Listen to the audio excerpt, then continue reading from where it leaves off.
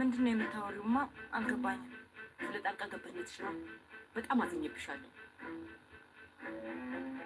እናትሽ ነኝ። እንዴት ከኔ ትደብቂያለሽ? ለምን አልነገርሽኝም?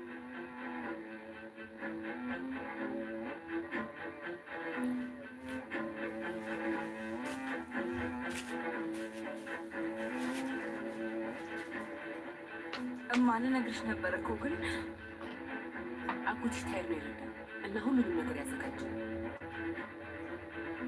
በሱ ባለመሆኑ ሁላችንም ችግር ውስጥ ነበር። የተመቻቸ ክፍል ውስጥ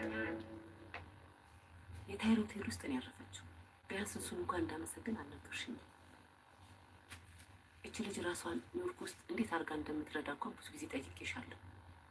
ፈተኗል እማዬ፣ ፈተኗል። አንቺ አይደለሽም የፈታሽው፣ ታይር ነው የፈታው።